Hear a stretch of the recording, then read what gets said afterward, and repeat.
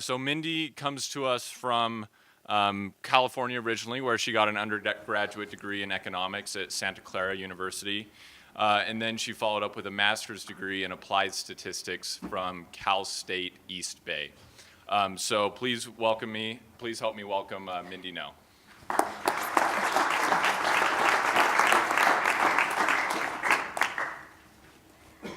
So I've been asked to speak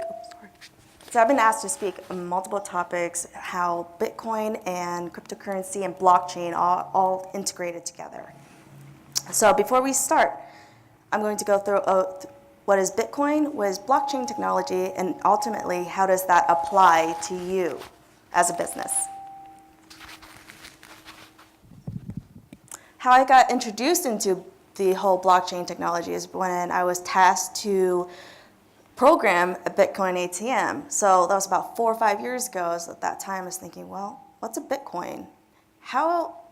What is this? Just some phantom, buzzwords back then. And the more I look into it, it was the blockchain technology. That's what I fell in love with. So ultimately, let's go back to what is Bitcoin. If you were to look at what is the perfect currency out there, what would you imagine? You imagine it being no inflation or very little inflation, no counterfeiting, some decentralization, so that way certain entities or whatnot cannot completely manipulate the monetary value of that.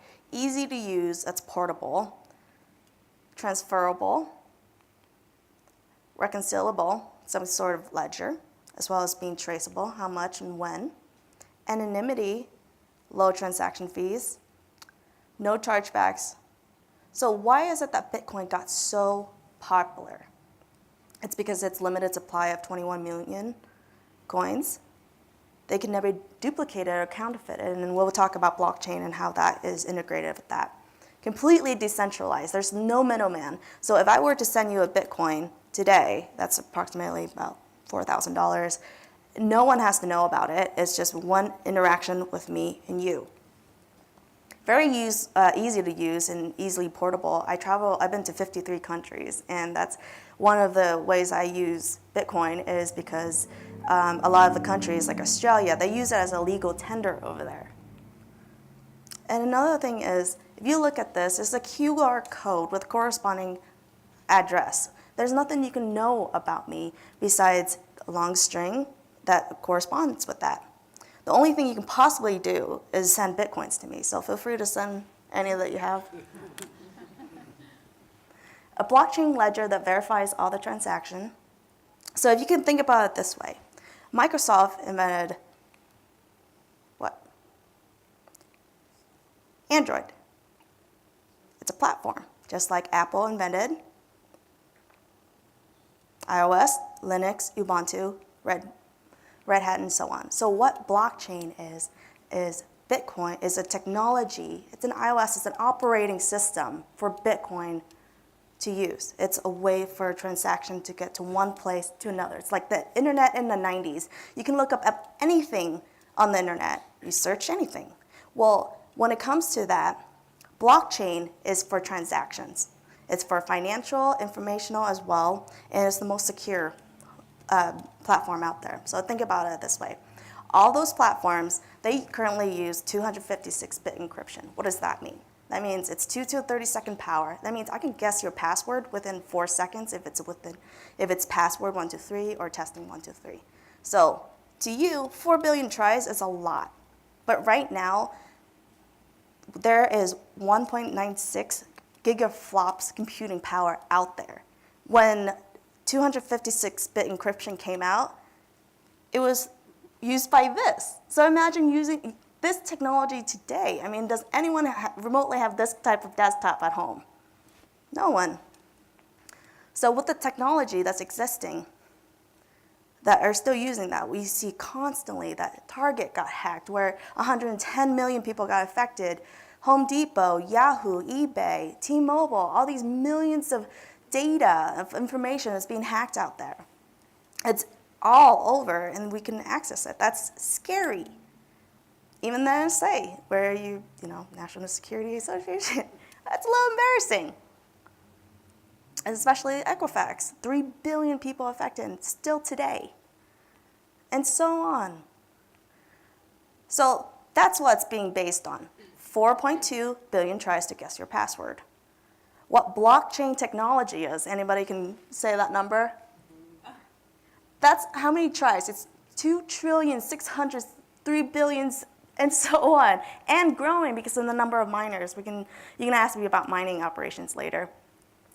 But can you even fathom the difference between 4.2 billion versus 2 trillion tries? I mean, the computing power behind that is just amazing. That's what blockchain is. It's a ledger, it's immutable. That means once you release a contract or you release a blockchain, you cannot just pull it back and say, oh, no, that code was not correct.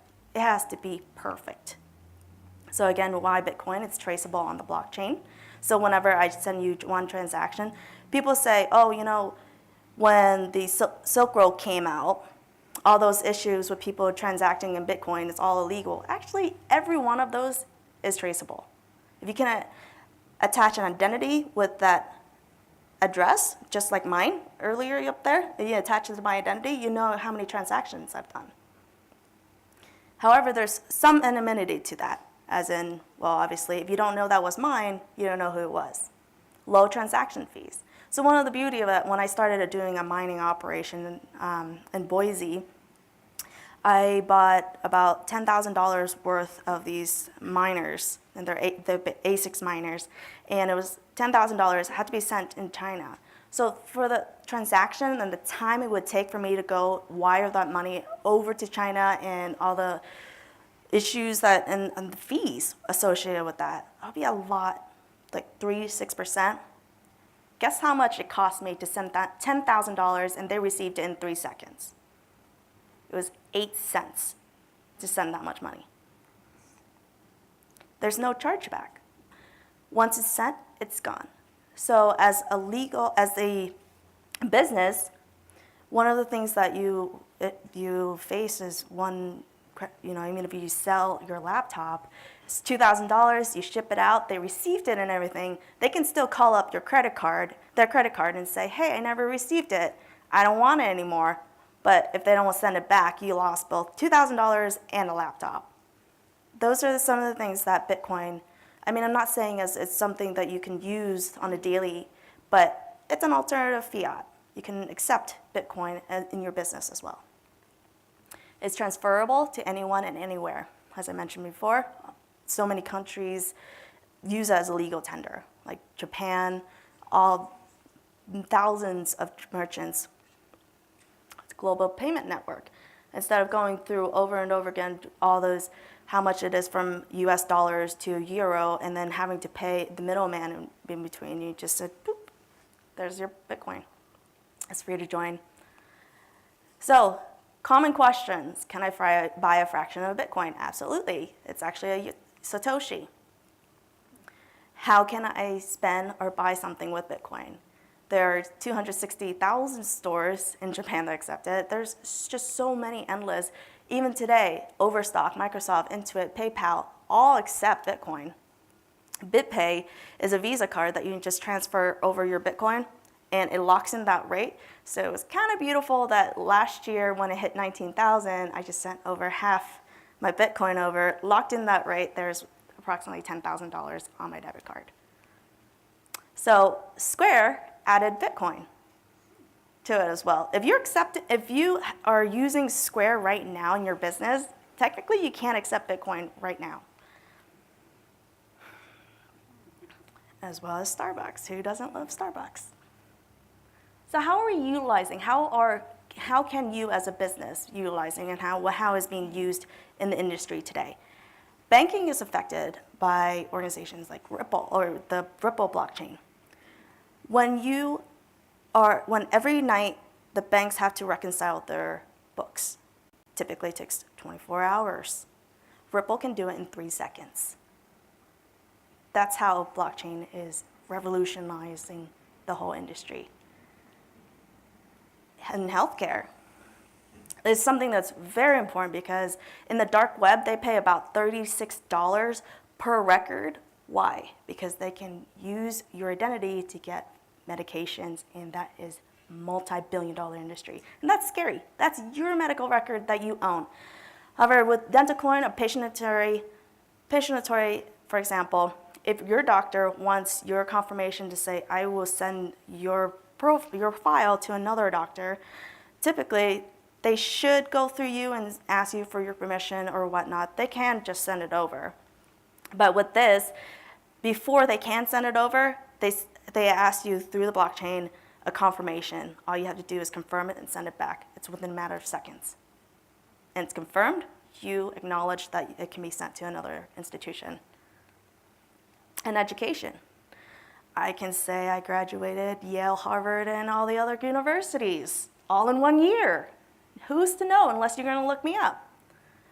But using blockchain, there's, for example, BitDegree, where you can just be able to confirm all those things. I mean, who's going to call up those universities to ask, has Mindy attended Cal State East Bay? Nobody has time for that. But with this, you can easily just transact, look it up, and voila, there it is, all the information that's confirmed. Even cities and local government, for example, voting was done in China via blockchain. Or even our own government, last November, they launched a voting system where deployed troops are able to send in their votes quickly, more efficiently than an absentee ballot. I mean, a million things can happen by the time they send it, they're deployed, you don't know where they are, by the time they receive it back in the States. Digital IDs have been issued in Estonia, and even our government is pursuing that direction as well. Real estate, all the transactions are recorded on the blockchain in Sweden. And the lending coin, for example, is utilizing blockchain technology specifically in real estate lending. So, as our slogan is, blockchain-powered real estate lending platform that is backed by real estate. So why are we using blockchain? Due to the transparency, it's more secure, easier reporting, immutable, it's much faster than anything out there, less paperwork, it's peer-to-peer lending, it's efficiency, and most ultimately, it saves time and money. So we were the first to put the deed and refinance and put the deed on the blockchain within 2 weeks. So how I see it is that the title searches would be the thing of the past, where it would take hours or even a whole day, 24-hour turnaround for you just to look up information on the property. Well, it can be done in mere seconds. So you can learn more about the lending coin. Go to thelendingcoin.com. And thank you so much. Any questions?